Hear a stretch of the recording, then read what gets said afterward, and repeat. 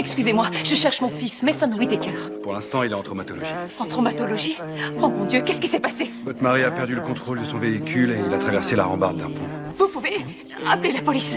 Je dois porter plainte. Une plainte? Je crois que mon mari a eu cet accident volontairement. Je crois qu'il a essayé de tuer notre fils. La mère a immédiatement porté plainte contre le père, mais la police a refusé d'ouvrir une enquête, invoquant un manque de preuves. Cela a mis Kelly dans une colère noire. Après tout, d'après le récit des secouristes, la situation sur les lieux était pour le moins inhabituelle. Il était possible que le père ait agi avec intention de nuire, mais la police restait inactive. À court d'options, Kelly a décidé de mener sa propre enquête. Après avoir examiné les photos de l'accident à plusieurs reprises, il a finalement remarqué quelque chose d'anormal. S'il avait voulu se suicider, il aurait accéléré plutôt que de freiner.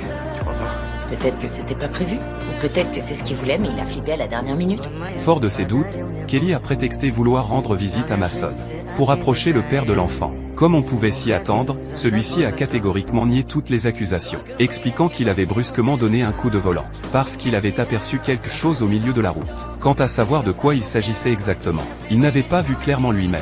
Face à ces explications vagues, Kelly restait sceptique. Mais à l'idée que cet accident puisse priver Mason de son père, il a commencé à vaciller. Il avait lui-même vécu une enfance marquée par les reproches entre ses parents, et ne voulait pas que Mason connaisse le même sort. Peu de temps après, Kelly et Kid sont retournés sur les lieux de l'accident.